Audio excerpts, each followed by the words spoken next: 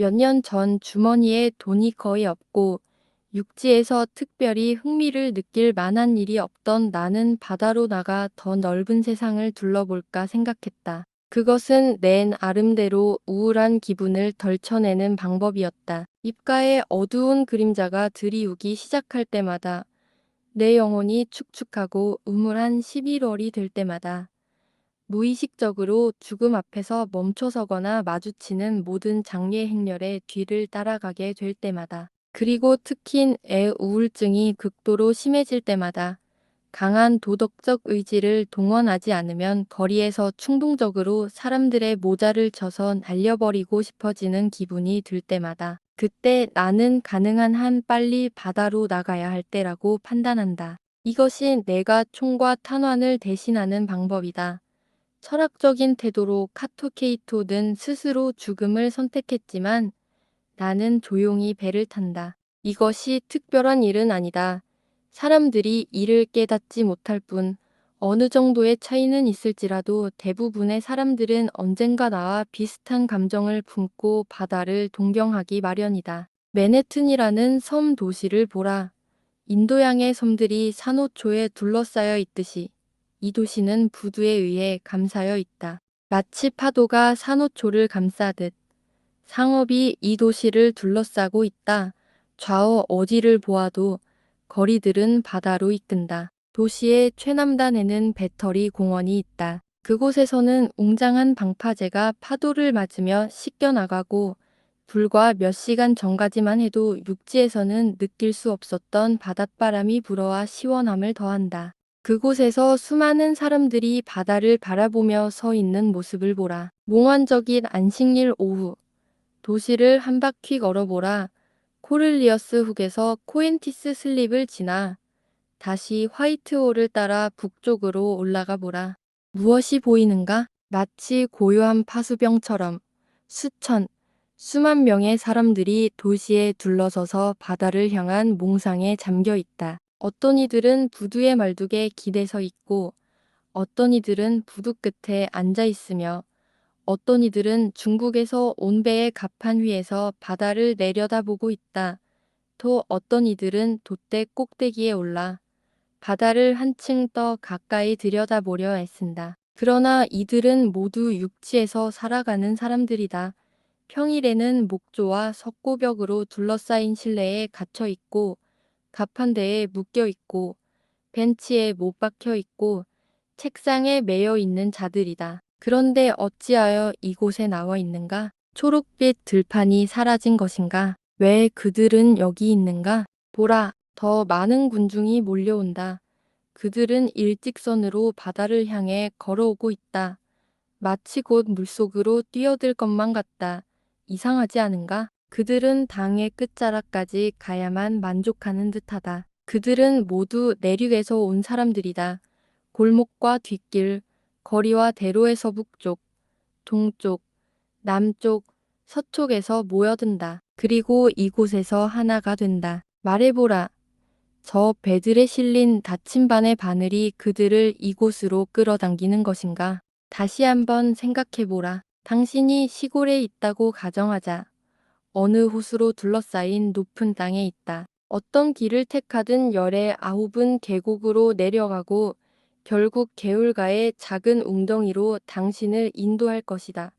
그것은 마치 마법과도 같다. 가장 멍하고 생각에 잠긴 사람이라 해도 그를 일으켜 세우고 발을 내딛게 하면 그 지역 어디에든 물이 있다면 틀림없이 그는 그곳으로 당신을 이끌 것이다. 만약 당신이 광활한 아메리카 대륙의 사막에서 목이 마르다면, 혹시라도 당신의 여행단에 형이상학 교수라도 있다면 이 실험을 시도해보라. 그렇다. 모든 사람이 알고 있듯이 명상과 물은 영원히 하나로 결합되어 있다. 여기 한 화가가 있다. 그는 사쿠 계곡에서 가장 몽환적이고 가장 그늘지고 가장 고요하며 가장 매혹적인 낭만적 풍경을 그리고자 한다. 그는 이를 위해 어떤 요소를 가장 중요하게 사용하는가? 그림 속 나무들은 속이 비어 있어 마치 그 안에 은둔자가 십자가를 안고 있는 듯하다.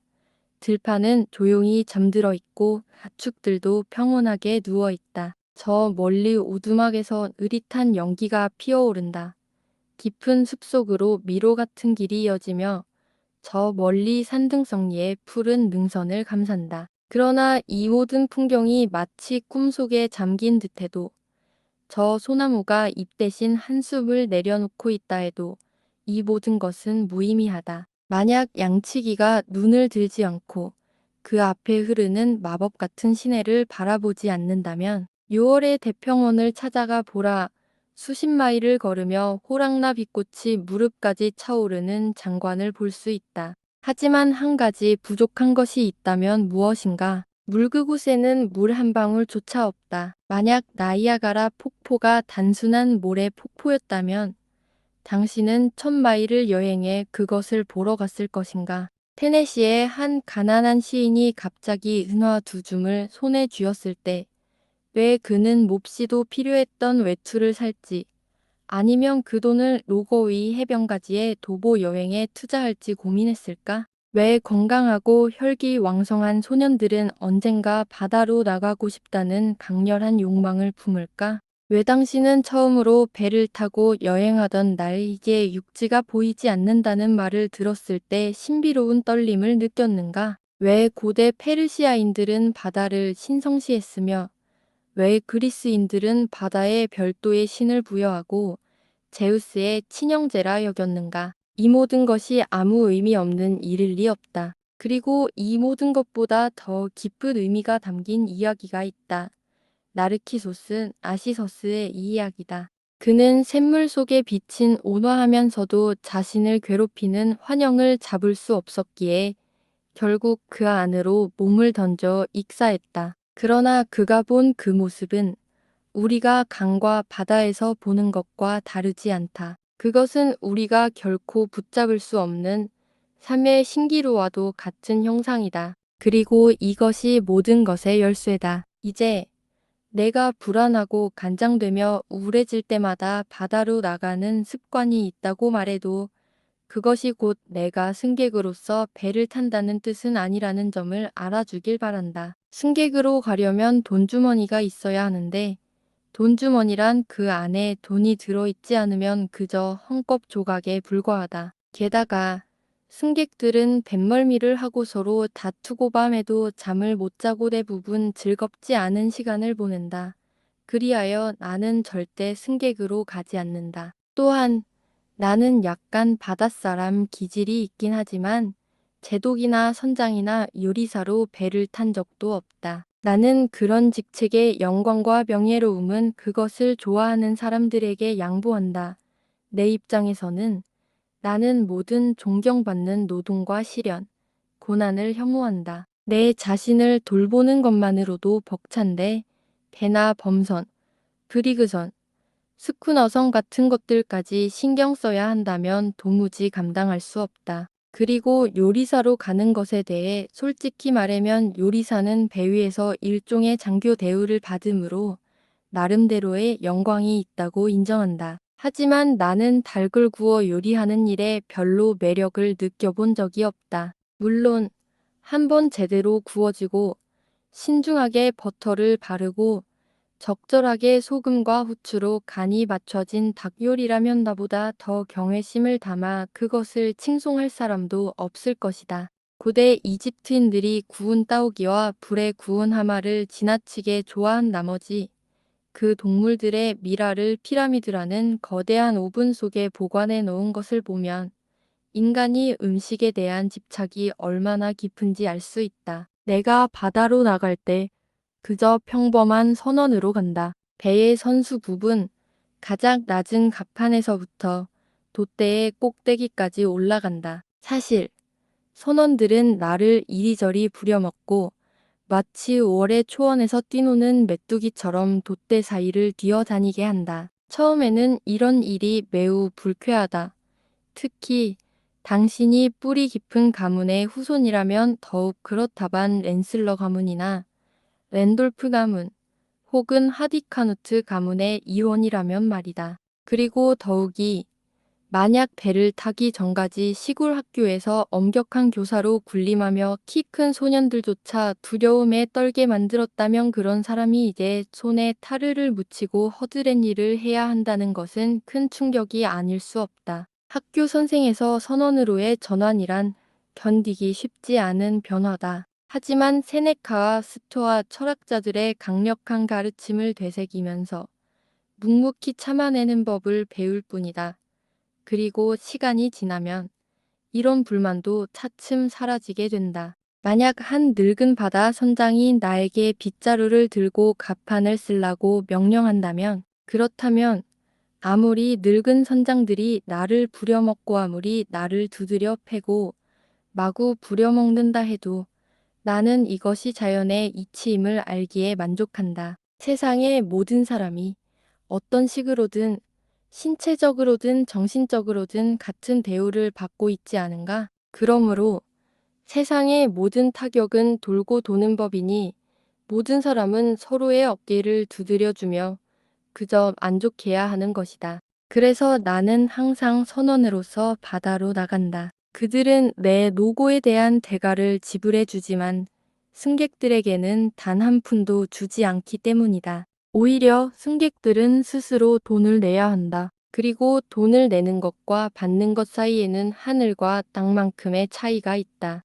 돈을 지불하는 행위는 어쩌면 선악과를 훔친 두 도둑 아담과 이브이 우리에게 남긴 가장 불편한 형벌일지도 모른다. 반면 돈을 받는 것이와 비교될 만한 것이 무엇이 있을까? 우리는 돈이 온갖 세속적인 악의 근원이라고 굳게 믿고 있으며 부자가 천국에 들어가는 것은 불가능하다고 말한다. 하지만 그럼에도 불구하고 돈을 받을 때의 우아한 활기참이란 실로 놀라울 따름이다. 아, 우리는 얼마나 기꺼이 자신의 영혼을 파멸 속으로 던지는가? 결국 내가 항상 선원으로 배를 타는 이유는 뱃머리 갑판에서 누리는 건강한 노동과 맑은 공기 때문이다. 이 세상에서 역풍은 순풍보다 훨씬 더 자주 불어오는 법이다. 물론 피타고라스의 격언을 어기지 않는다면 말이다. 그래서 대개 선미 갑판에서 지휘하는 제독은 앞쪽 갑판에서 일하는 선원들이 이미 마신 공기를 두 번째로 마시게 된다. 제독은 자기가 신선한 공기를 들이마신다고 생각하지만 실제로는 그렇지 않다. 이것은 마치 평민들이 지도자를 이끌어 가면서도 지도자들은 그것을 전혀 눈치채지 못하는 것과 같다. 그러나 왜 내가 이미 여러 차례 상선의 선원으로 바다를 경험하고서도 이제는 포경선 항해를 떠올리게 되었는가? 이것에 대한 답은 나를 끊임없이 감시하고 뒤따르며 설명할 수 없는 방식으로 나에게 영향을 미치는 운명에 보이지 않는 경찰이 더 잘 알고 있을 것이다. 이것은 마치 더 거대한 연극 속에서 짧게 삽입된 독백이나 막간극 같은 역할이었다. 그 연극의 대본은 아마도 이렇게 쓰여 있었을 것이다. 미국 대통령 선거의 치열한 대결, 한 이슈마엘의 포경항해, 아프가니스탄에서의 피비린내 나는 전투. 하지만 왜 운명의 연출가들은 나에게 이 보잘것없는 포경선 역할을 맡겼을까?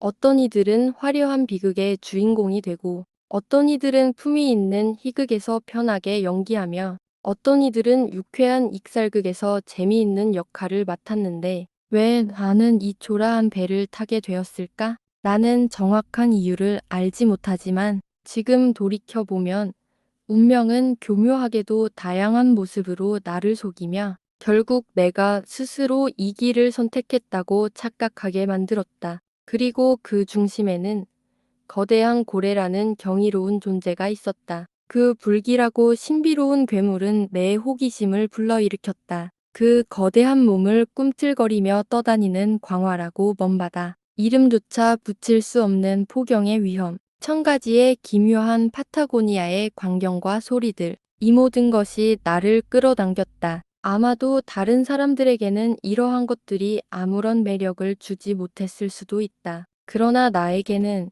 이 세상의 먼 곳들을 향한 끝없는 동경이 있었다. 나는 금지된 바다를 항해하고 미지의 야만적인 땅을 밟고 싶었다. 나는 세상의 선한 것들을 무시하지 않으면서도 공포를 날카롭게 감지하는 사람이었다. 그리고 만약 허락된다면 그 공포와도 기꺼이 친구가 될 수 있었다. 그것은 자신이 머무는 곳의 모든 존재들과 좋은 관계를 유지하는 것이 바람직하기 때문이었다. 이러한 이유로 포경선 항해는 내게 마치 운명처럼 다가왔다. 세상의 경이로움으로 향하는 거대한 수문이 활짝 열렸고 내 가슴 속 깊은 곳으로 포경선에서 맞닥뜨릴 수많은 거대한 고래들이 끝없이 흘러들어왔다. 그 고래들의 무리 한가운데 마치 하늘에 떠 있는 눈 덮인 언덕과 같은 위대한 두건을 쓴 유령이 있었다. 나는 오래된 팩 가방에 셔츠 한두 장을 쑤셔넣고 가방을 팔꿈치 아래에 끼고 케이프홈과 태평양을 향해 출발했다. 오래된 맨하탄시를 떠난 아는 뉴베드포드에 도착했다. 그것은 12월의 토요일 밤이었다. 나는 난택턱으로 가는 작은 배가 이미 출항했다는 사실에 실망했다. 그곳에 가는 방법은 다음 월요일까지는 없다고 했다. 대부분의 젊은 고래 잡니들이 뉴베드포드에 들러 그곳에서 출항하기 때문에 내가 그곳에서 출항할 계획이 없다는 사실은 좀 이상하게 들릴 수 있다. 내 마음은 오로지 난택턱의 배에서만 항해하고자 했기 때문이다. 난택턱과 관련된 모든 것에는 그 유명한 섬에 떠들썩하고 활기찬 무엇인가가 있어서 내 마음을 놀라울 정도로 사로잡았다. 게다가 뉴베드포드는 최근 고래잡리 사업을 독점해 가고 있고 그로 인해 불쌍한 난택턱은 이제 훨씬 뒤처졌지만 난택턱은 원래 고래잡리의 발상지였다. 그곳은 첫 번째 미국 고래가 해변에 좌초된 곳이다. 고래 잡니들이 처음으로 카누를 타고 레비아탄을 추격한 곳도 안택턱에서였으며 첫 번째 모험적인 작은 슬루프가 그곳에서 출항했다고 전해진다. 그 배는 수입된 자갈을 일부 실어 고래가 가까이 왔을 때를 알아내기 위해 고래에게 던졌다고 한다. 이제 남택턱으로 향할 배를 탈 때까지 나에게는 뉴베드포드에서 하룻밤과 하루, 또 하룻밤이 남았다. 나는 그동안 어디에서 먹고 잘지 고민하게 되었다. 그날 밤은 매우 불안하고 어두운 처참하게 추운 밤이었다.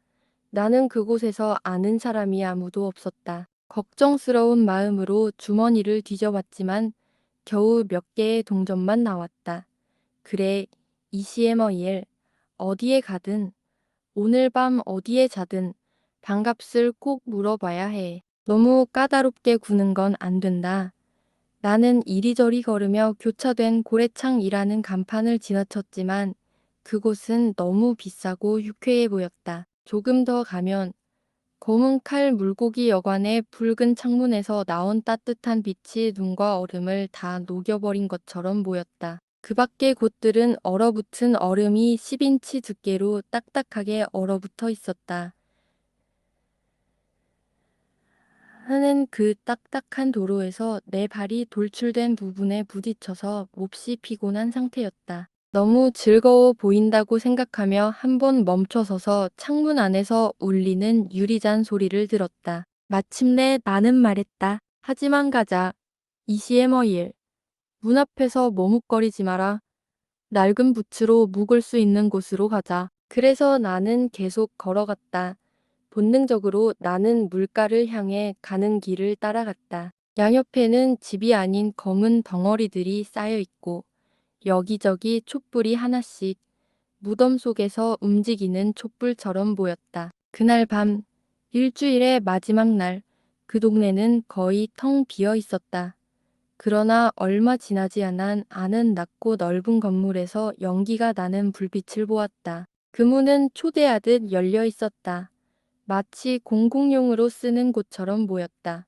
그래서 나는 들어가자마자 첫 번째로 현관에서 잿더리를 발로 차서 넘어졌다. 나는 생각했다. 날아다니는 새가 거의 나를 질식시키는 순간 이 새들은 망한 도시 고모라에서 온 것인가? 하지만 교차된 고래창과 검은 칼 물고기 여관? 그렇다면 이곳은 더 내 표시일 것이다. 어쨌든 나는 일어섰고 안에서 큰 소리가 들려 두 번째 내부 문을 열었다. 그것은 마치 다크네스의 검은 의회 같았다.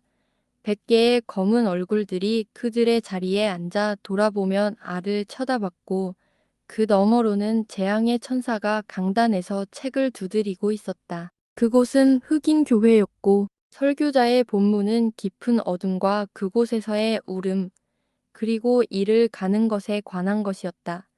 하, 이시에머이엘.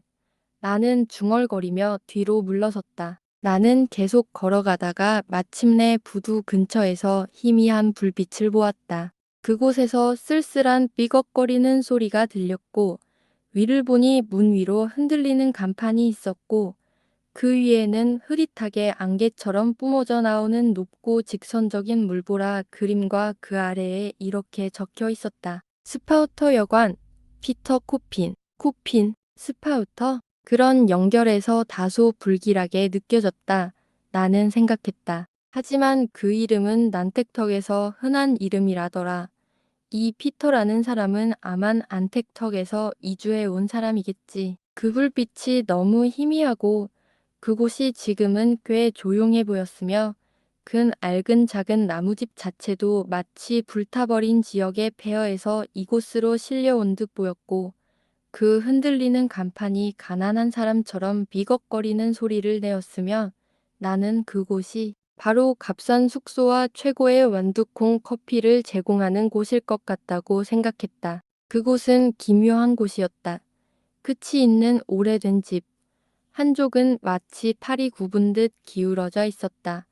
그것은 날카롭고 황량한 코너에 서 있었고 그곳에서 유로클리돈이라는 격렬한 바람이 불고 있었다. 유로클리돈은 그가 사도 바울의 배를 휘감았을 때보다 더 큰 소리로 울고 있었다. 그럼에도 불구하고 유로클리돈은 집 안에서 발을 난로 위에 올려놓고 조용히 자는 사람에게는 아주 기분 좋은 바람이다. 유로클리돈이라는 격렬한 바람을 판단할 때 라고 한 옛 작가는 말한다. 나는 그 작가의 유일한 책을 가지고 있다. 너는 그것을 유리창 밖에서 바라볼 때와 양쪽에 서리가 내린 창문을 통해 바라볼 때의 차이를 알게 된다. 그 창문에서 죽음만이 유리 세공사일 것이다. 나는 그 구절이 떠오르며 고백했다. 맞아, 이 눈들은 창문이야. 이 내 몸은 집이지. 안타깝게도 틈새와 구멍들을 막지 않고 여기저기에 붕대를 넣을 수 없었다는 게 너무 아쉬워. 그러나 이제 개선할 시간은 지나갔다. 우주는 끝났고 덮개는 덮였으며 조각들은 100만 년 전에 모두 치워졌다. 거기 가난한 나사로가 바닥에 덕을 대고 자고 덜면서 낡은 옷을 벗어 던지며 누워있네. 그가 귀를 천으로 막고 옥수수 이삭을 입에 물어도 그 바람은 막을 수 없을 것이다. 유로클리돈. 라고 붉은 비단 옷을 입은 부자는 말한다. 그는 나중에 더 붉은 옷을 입었지만 얼마나 멋진 설이 내리는 밤인가. 오리온이 반짝이고 북극광이 빛나고 그들은 그들의 동양의 여름 기후와 영원한 온실에 대해 이야기할지 모르지만 나는 내 석탄으로 내 여름을 만들 수 있는 특권이 좋다. 하지만 나사로는 무엇을 생각할까? 그는 북극광을 보며 차가운 손을 따뜻하게 할 수 있을까? 나사로는 차라리 여기보다 수마트라에 있기를 원하지 않을까? 그는 차라리 적도 따라 똑바로 누워 있기를 바랄 것이다. 그는 이 여름을 피하려고 차라리 불타는 구덩이로 내려가기를 원하지 않을까? 이제 나사로가 디브스의 집 앞 인도에 몸을 내팽개치고 있는 것이 몰루카 제도 중 하나의 빙산이 정박해 있는 것보다 더 놀랍다. 그러나 디브스 자신, 그 역시 얼음으로 된 한 궁전에서 차가운 한숨들로 만든 얼음 궁전에서 살고 있다. 그리고 그는 금주 사회의 회장으로서 고아들의 미지근한 눈물만을 마신다. 하지만 이제 그만 울지 말고 우리는 고래잡리를 더 날 것이다. 그때 그 눈물은 충분히 나올 테니까 얼음에 묻은 발을 털어내고 이 스파우터가 어떤 곳인지 확인해 보자. 스파우터인에 들어서면 넓고 얕으며 흐트러진 입구가 나타난다. 오래된 장식판이 있는 벽면은 마치 어떤 폐기된 고물배의 난간을 연상시킨다. 한쪽 벽에는 매우 큰 기름 그림이 걸려 있는데 그 그림은 너무나 많이 그을리고 모든 면에서 손상되어 그 그림을 보는 빛의 방향에 따라 그 목적을 이해하려면 끈질긴 연구와 여러 번의 방문, 그리고 이웃들의 상세한 설명을 들어야만 했다. 처음에는 그 그림이 새로움을 추구하는 젊은 예술가가 혼란스러운 혼돈을 묘사하려 했던 시도처럼 보였다. 하지만 많은 시간 동안 깊이 고민하고 여러 번 생각해 본 끝에 특히 입구 뒤쪽 작은 창문을 열어본 결과 그 아이디어가 아무리 엉뚱하게 보일지라도 전혀 무의미한 것은 아니었다는 결론에 도달했다. 하지만 당신을 가장 혼란스럽게 했던 것은 그림 중앙에 떠있는 긴, 유연하고 불길한 검은 덩어리였다. 그 덩어리는 세 개의 푸르고 희미한 수직선 위에 떠 있었고 이름을 알 수 없는 발효된 액체 속에 떠 있는 듯 보였다. 정말로 질척거리고 축축하고 끈적거리는 그림이었다. 이 그림을 보고 있으면 신경이 예민한 사람은 미쳐버릴지도 모른다. 그럼에도 불구하고 그 그림에는 상상할 수 없는 불명확한 숭고함이 있어 당신은 그 그림에 얼어붙은 듯이 계속 바라보게 된다. 결국 무의식적으로 그 그림의 의미를 알아내겠다고 결심하게 된다. 그때마다 밝은 생각이 떠오르지만 안타깝게도 모두 착각에 지나지 않는다. 검은 바다에서 한밤중에 폭풍이다. 네 가지 원소의 부자연스러운 싸움이다.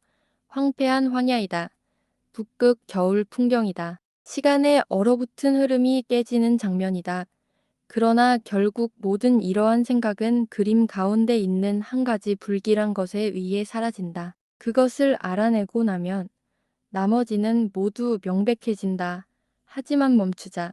그 그림이 거대한 물고기, 심지어 그 위대한 거대 항고래와 닮지 않았는가? 사실 그 그림의 작가 의도는 이와 같았다. 나의 최종 이론은 이 주제에 대해 내가 대화한 많은 나이 든 사람들의 의견을 종합한 것에서 비롯되었다. 그 그림은 대폭풍 속에서 케이프온을 지나가는 배를 묘사한다. 배는 반쯤 침몰한 채로 세 개의 부서진 마스트만이 보이고 화가 난 고래는 배 위를 완전히 뛰어넘으려는 순간 세 개의 마스트 꼭대기에 자신을 찌르려고 하는 거대한 행위가 나타난다. 이 입구의 반대편 벽에는 이방적인 거대한 몽둥이와 창들이 모두 걸려 있었다. 일부는 상아 톱처럼 반짝이는 이빨들이 촘촘히 박혀 있었고 다른 것들은 사람의 머리카락이 엉킨 덩어리들로 장식되어 있었다. 그중 하나는 큰 손잡이가 휘어져 있어서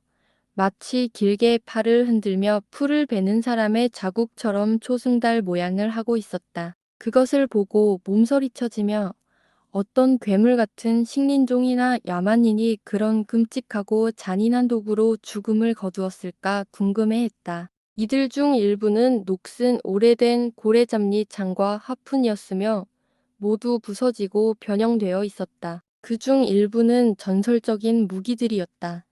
예를 들어 한때 길었던 창은 지금은 엉망이 되어버렸지만 50년 전 메이선 스웨인이 해돋이와 해넘리 사이에 고래 15마리를 죽였던 창이었다. 그리고 이 하푼 지금은 마치 코르크 따개처럼 보이는 그것은 자바해에서 던져졌고 수년 후 블랑코 곳에서 잡힌 고래의 몸에서 발견되었다. 원래의 쇠로 된 부분은 고래의 꼬리 근처에 박혀 있었으며 마치 불안정한 바늘이 사람의 몸속을 떠도는 것처럼 40피트를 지나 결국 혹 속에 자리 잡고 있었다. 어두운 입구를 지나 그 다음에 보이는 낮은 아치형 통로를 통과하니 예전에는 모든 방에 벽난로가 둘러싸여 있었을 거대한 중앙 벽난로를 통과하는 곡공용 방에 들어섰다. 이곳은 훨씬 더 어두운 곳으로 머리 위에는 무겁고 낮은 기둥들이 아래에는 오래된 주름진 판자들이 깔려 있어서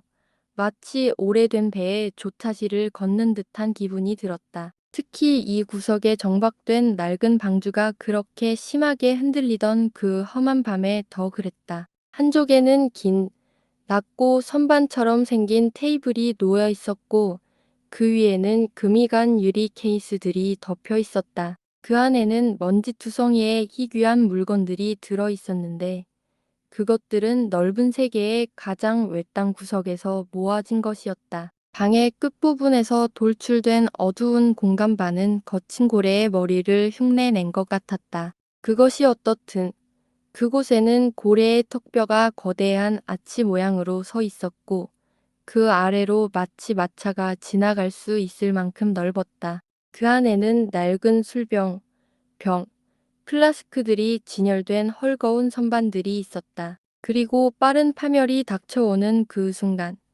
또 다른 저주받은 요나처럼 실제로도 그렇게 불렸지만 작고 시든 듯한 노인이 배 위를 분주히 뛰어다니며 선원들에게 열정과 함께 죽음을 설파하고 있었다. 그가 따르는 잔들은 실로 혐오스러웠다.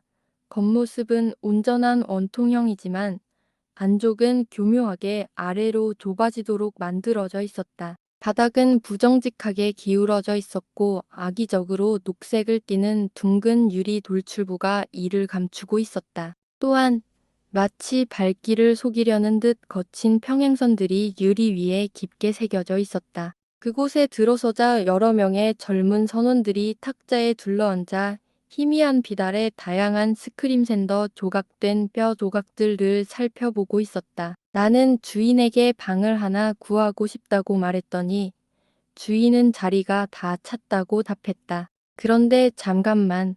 그는 머리를 두드리며 덧붙였다.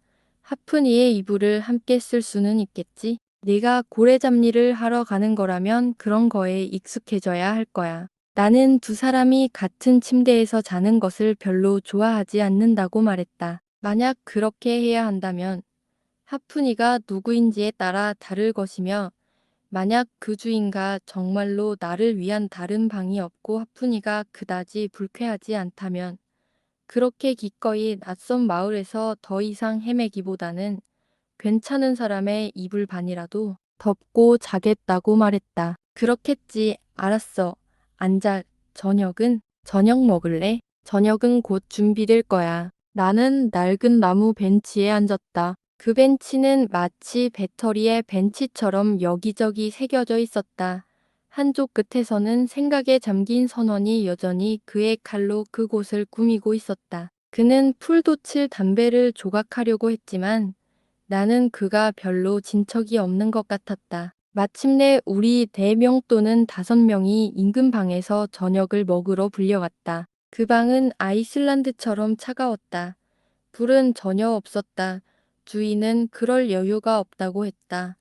2개의 음침한 양초만 각기 천으로 감싸져 있었다. 우리는 모두 몽키 재킷을 단단히 여미고 반쯤 얼어붙은 손가락으로 끓는 차를 입에 대고 마셨다. 하지만 음식은 매우 실속 있는 것이었다. 고기와 감자뿐만 아니라 만두까지 있었다. 세상에, 저녁에 만두라니. 녹색 박스 코트를 입은 한 젊은이가 그 만두를 먹는데 아주 비참한 모습을 보였다. 예약, 주인이 말했다.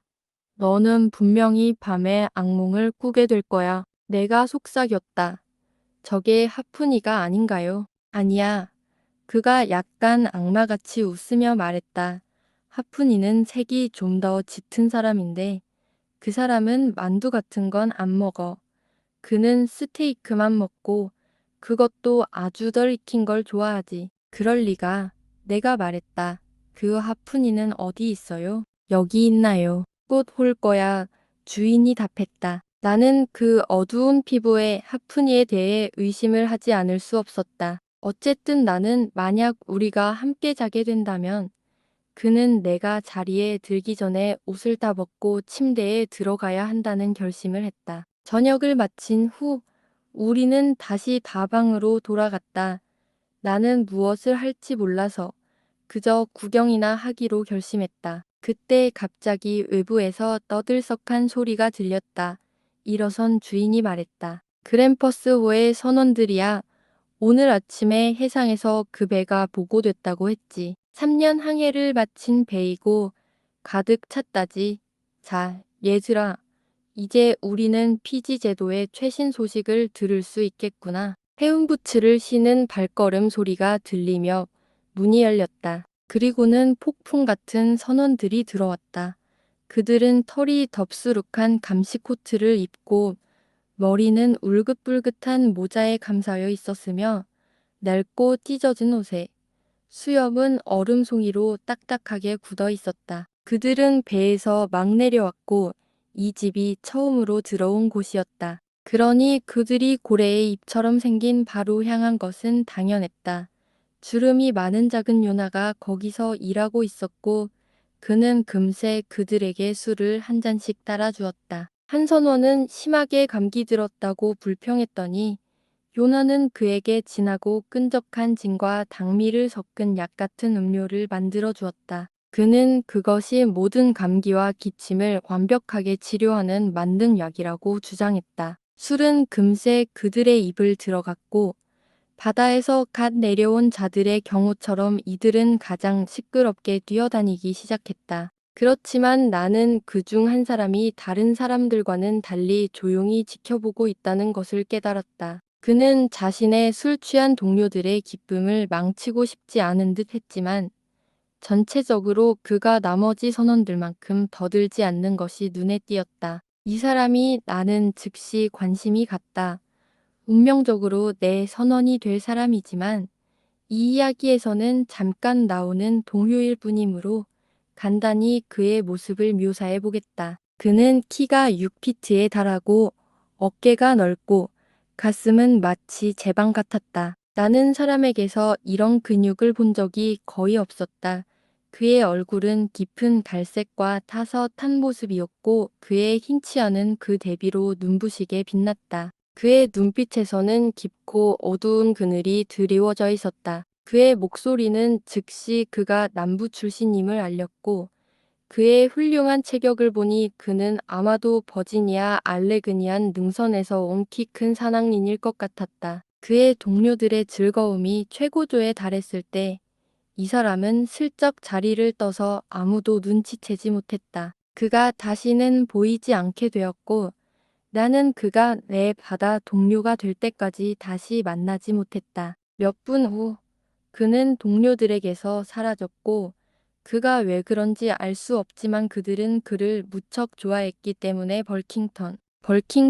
벌킹턴 어디 갔어? 라고 외쳤고 그를 찾아서 집 밖으로 뛰쳐나갔다. 그때는 시간이 9시쯤 되었고 그 방은 선원들이 떠난 후 거의 초자연적으로 조용해졌다.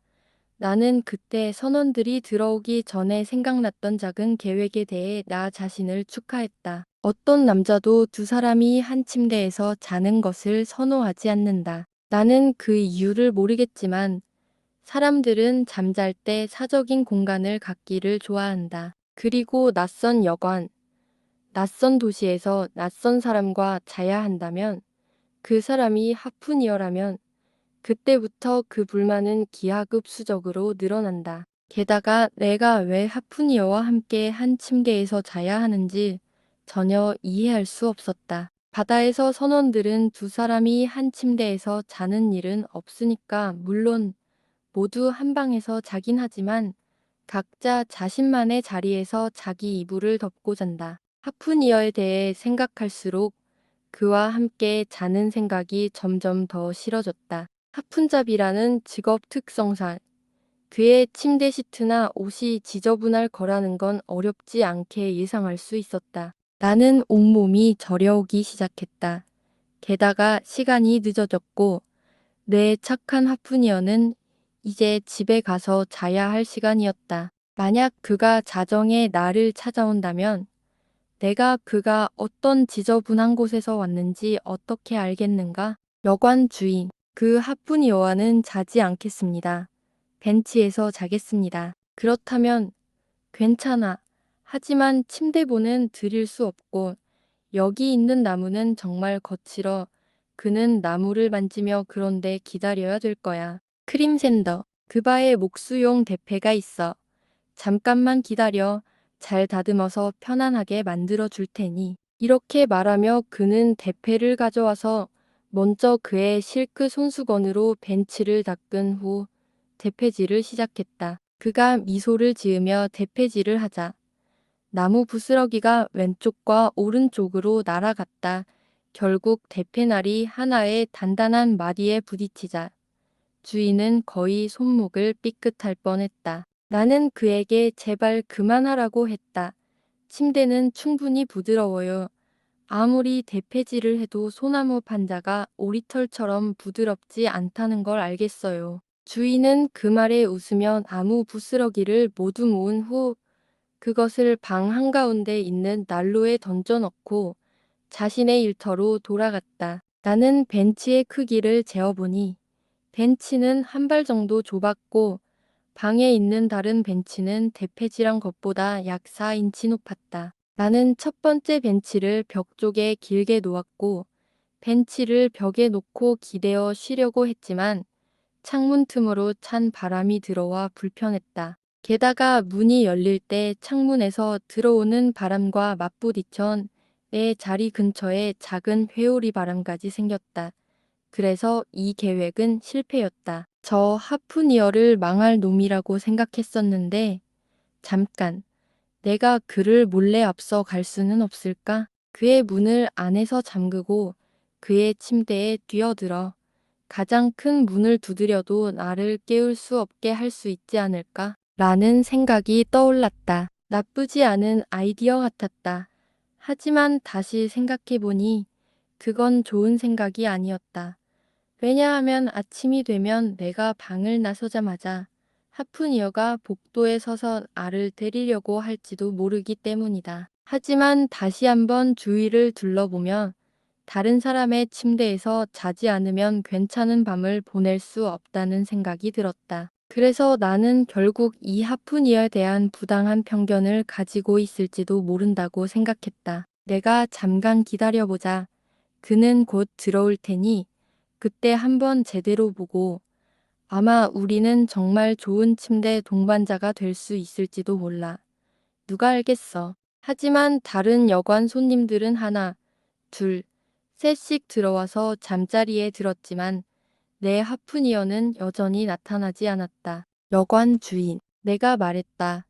그 하프니어는 어떤 사람인가요? 이렇게 늦은 시간까지 무엇을 하고 있죠? 시간은 자정이 가까워지고 있었다. 여관 주인은 또다시 그의 마른 웃음을 터뜨리며 내가 이해하지 못하는 어떤 이유로 아주 기뻐하는 듯 보였다. 그는 대답했다. 보통 그는 일찍 일어나는 사람이지 일찍 자고 일찍 일어나 그는 벌레를 잡는 새와 같은 사람이야. 하지만 오늘 밤은 물건을 팔러 나갔어. 그러니까 내가 보기엔 그가 이렇게 늦은 것 같군.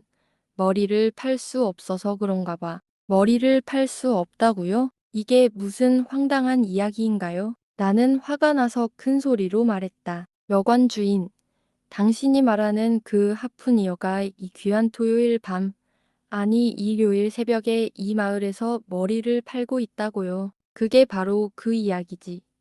여관 주인이 말했다. 그리고 내가 그에게 말했어. 여기서는 팔 수 없다고.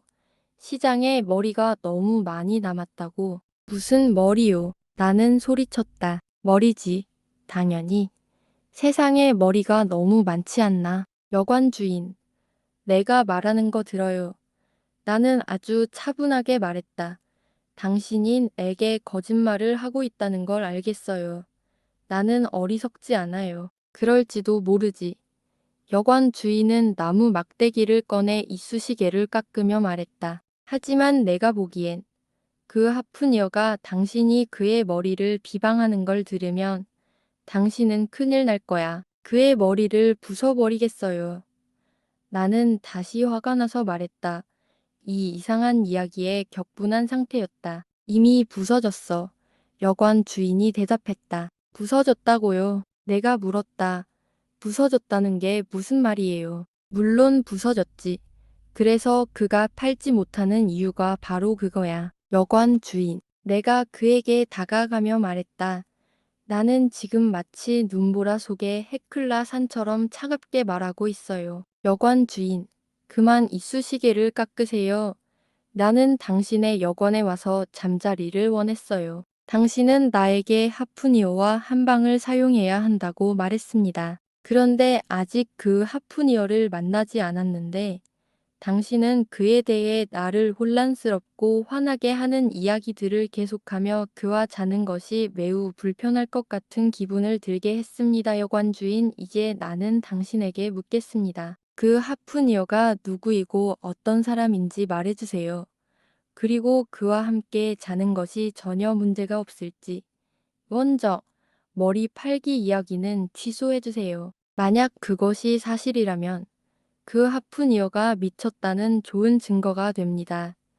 나는 미친 사람과 자고 싶지 않습니다. 그리고 당신, 여관 주인, 만약 내가 그런 사람과 자도록 유도하려 한다면 당신은 범죄로 처벌받을 수 있습니다. 자네, 여관 주인이 긴 숨을 내쉬며 말했다.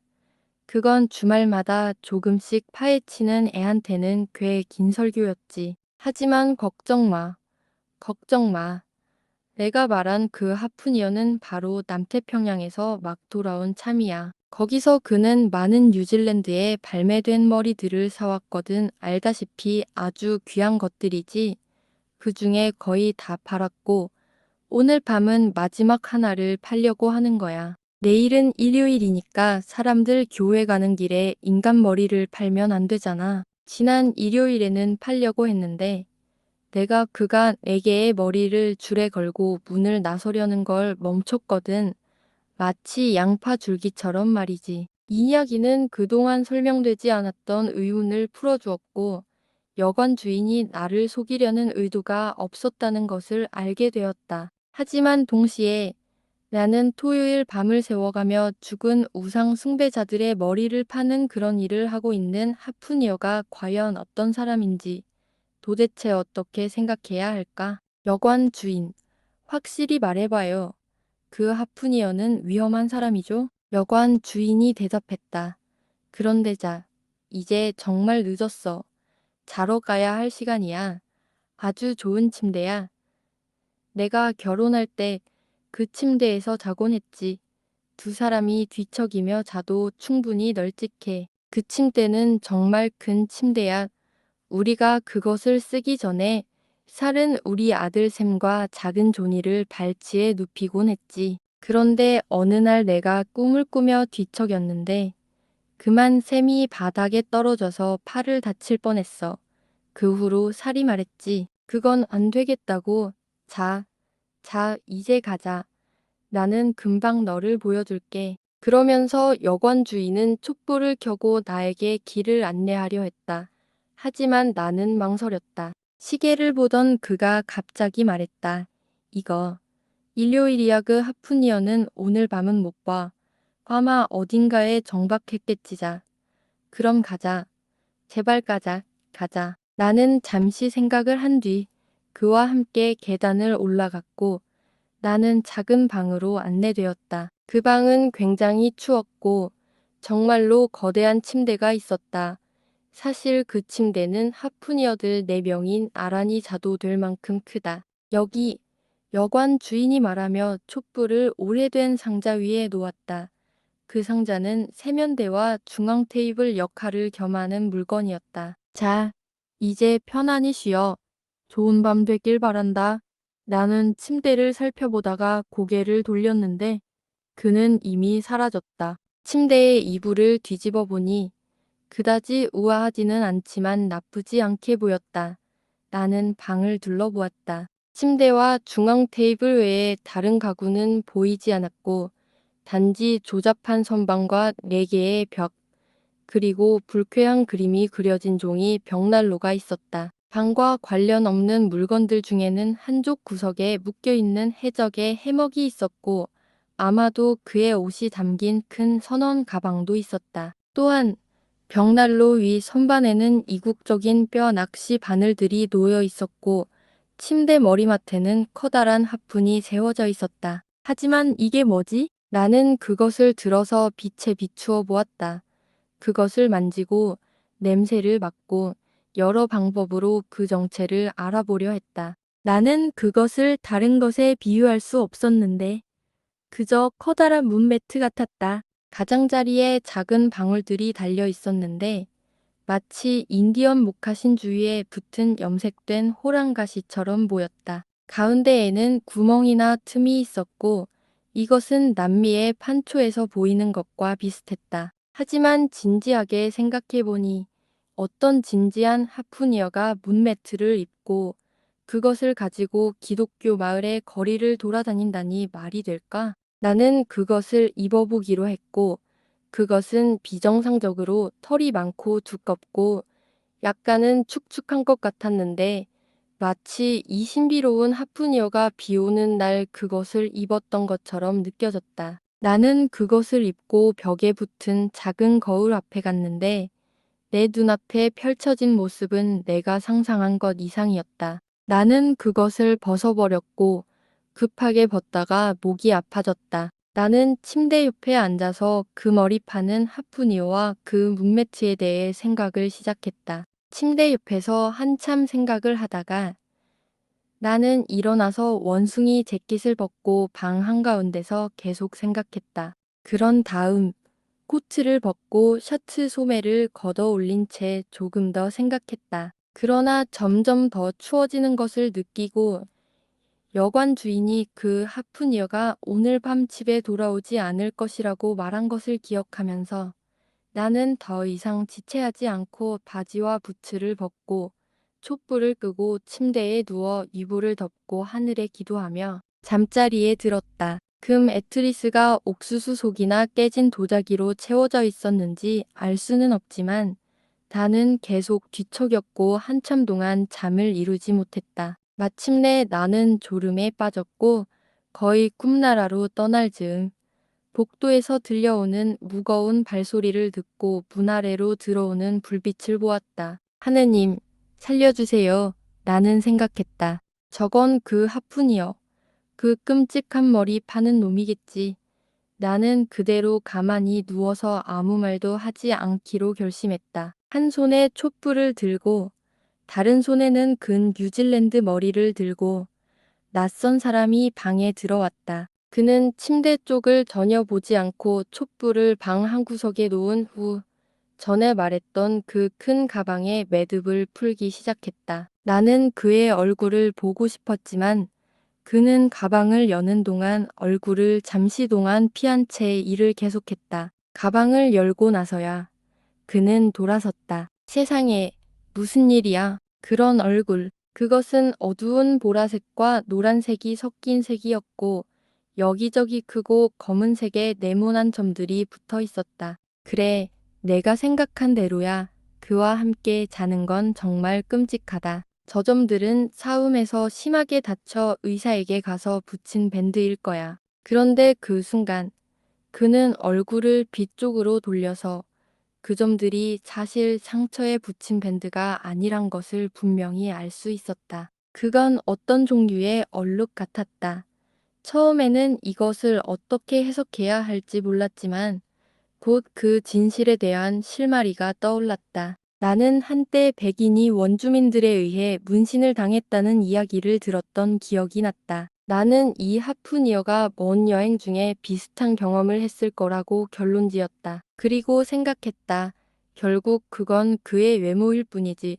좋은 사람일 수도 있다. 하지만 그 얼굴의 기이한 색조는 무엇일까? 그 문신의 네모난 부분을 제외한 나머지 부분 말이다. 확실히 그것은 단순히 열대 지역에서의 태닝일 수 있지만 나는 여태껏 태양이 백인 피부를 보라색, 노란색으로 바꾼다는 이야기는 들어본 적이 없다. 어쨌든 나는 남태평양에 가본 적이 없으니 아마 그곳의 태양이 그런 특이한 피부 변화를 일으킬지도 모르겠다. 내가 이런 생각을 하고 있을 때 그 하프니어는 나를 전혀 신경 쓰지 않았다. 그는 가방을 힘겹게 열고 그 안에서 토모크와 모피 지갑을 꺼냈다. 그것들을 방 한가운데 있는 오래된 상자 위에 올려놓고 근 뉴질랜드 머리 정말 끔찍한 머리였다를 가방에 쑤셔 넣었다. 그리고 그는 모자를 벗었다. 새로 산 비버 모자였는데 나는 깜짝 놀라며 다시 한번 말할 수밖에 없었다. 그의 머리에는 머리카락이 없었다. 이마에 작은 머리카락 한 움큼만 돌돌 말려 있었다. 그의 대머리 보라색 머리는 마치 곰팡이가 핀 두개골처럼 보였다. 만약 근 낯선 사람이 문과 나 사이에 서 있지 않았다면 나는 그것을 보고 더 빠르게 도망쳤을 것이다. 그렇다고 해도 나는 창문을 통해 빠져나갈까 하는 생각을 잠시 했지만 이곳은 2층이었다. 나는 겁쟁이가 아니지만 이 머리파는 보라색 놈에 대해 전혀 이해할 수 없었다.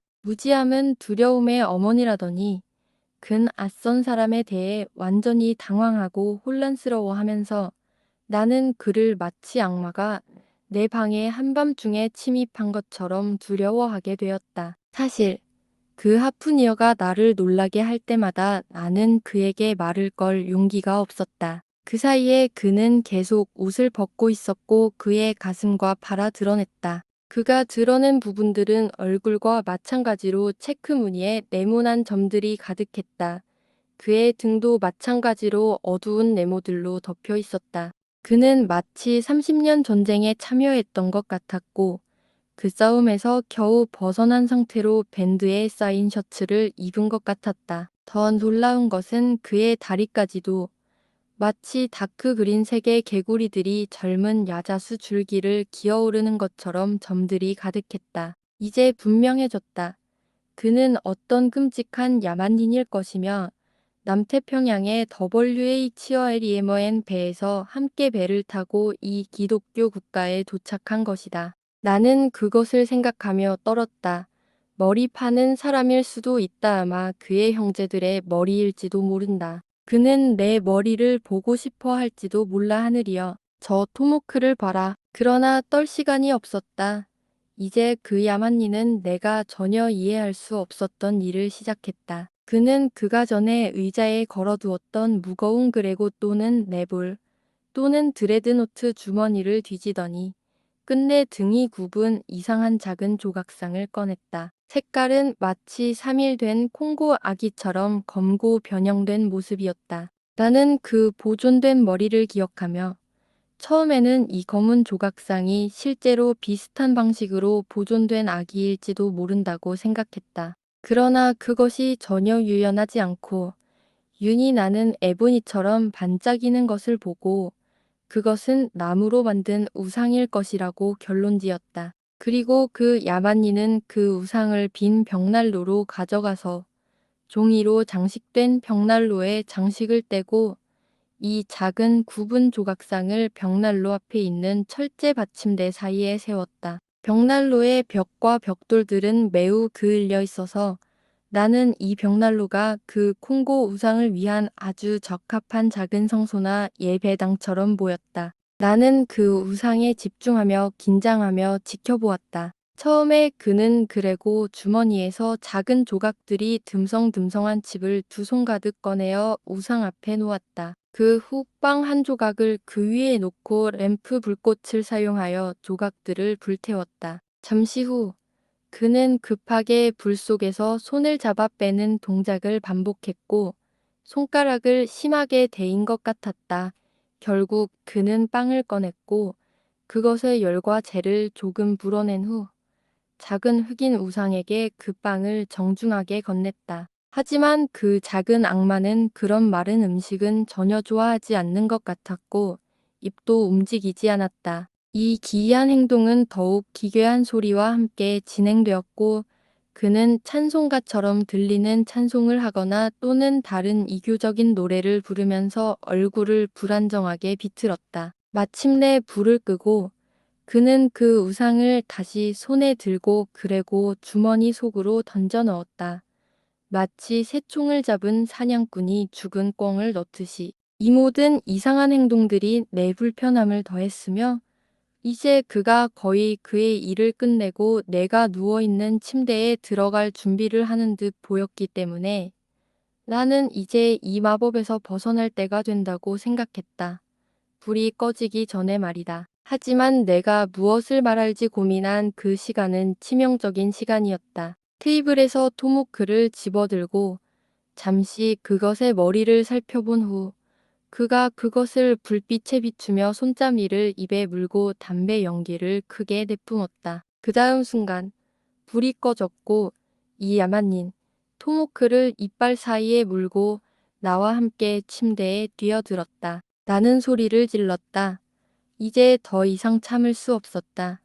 그는 놀라서 갑자기 으르렁거리면 알을 더듬기 시작했다. 무엇이라고 말하려 했지만 나는 뭐라고 해야 할지 몰랐다. 나는 벽 쪽으로 굴러가며 그에게 잠시 조용히 해달라고 다시 일어나서 램프를 켤 수 있게 해달라고 간청했다. 그러나 그의 저음의 반응을 듣고 나는 곧 그가 내 말을 잘 이해하지 못한다는 것을 알았다. 누구냐? 그는 결국 이렇게 말했다. 말하지 않으면 죽여버리겠다. 그리고 그는 말하면서 토모크를 어두운 곳에서 휘둘렀다. 제발, 피터 코핀. 나는 소리쳤다. 지켜봐, 코핀. 천사들이여. 나를 구해줘. 말해. 누구인지 말하지 않으면 죽여버리겠다. 다시 그 야만인이 우르렁거리며 말했고 그의 토모크 휘두르는 손끝에서 뜨거운 담배재가 배 주위로 흩어졌다. 나는 내 옷에 불이 날까봐 걱정했다. 그런데 하늘에 감사하게도 그 순간 주인이 손에 불빛을 들고 방에 들어왔다. 나는 침대에서 뛰어내려 그에게 달려갔다. 이제 두려워하지 마. 주인이 다시 웃으면서 말했다. 퀴크에그는 내 머리카락 하나도 해치지 않아. 그만 웃어요. 나는 소리쳤다. 왜 그 악명 높은 하프니어가 야만인이라고 말해주지 않았나요? 나는 너가 알 줄 알았는데 그가 마을에서 머리를 팔고 있다고 말하지 않았나? 하지만 다시 누워서 자거라. 퀴크에그. 여기 바나를 알지? 나도 너를 안다. 너는 이 사람이랑 자는 거다. 알지? 나는 잘한다. 퀴크에그가 답하며 파이프를 빨면서 침대에 앉았다. 넌 침대에 들어가. 그는 토모크로 내게 가리키며 이불을 한쪽으로 던졌다. 그는 정말로 예의 바르고 친절하게 이렇게 말했다. 나는 잠시 그를 바라보았다. 그의 문신이 다소 무서웠지만 전반적으로 그는 깨끗하고 잘생긴 야만인이었다. 내가 왜 이렇게 소란을 피웠을까? 나는 생각했다. 그도 나처럼 인간이다. 그는 나만큼 나를 두려워할 이유가 있다. 술에 취한 기독교인보다 술 안 취한 야만인과 자는 게 낫다. 내가 말했다. 그에게 그 토모크나 파이프 또는 그게 뭐든지 그걸 거기 두라고 말해주세요. 제발 담배를 끊으라고 해요. 그러면 그와 함께 자겠어요. 하지만 저는 누군가 담배 피우며 침대에서 자는 게 마음에 들지 않아요. 위험해요. 게다가 저는 보험도 안 들었어요. 이 말을 퀴크에그에게 전달하자. 그는 즉시 순응하며 다시 이 있게 내게 침대에 들어가라고 손짓했다. 그가 한쪽으로 몸을 돌려서 내가 너의 다리를 건드리지 않겠다는 듯한 표정을 지었다. 잘 자요. 여관 주인. 내가 말했다. 가셔도 괜찮아요. 그렇게 나는 침대에 들어갔고 내 인생에서 가장 잘 잤다.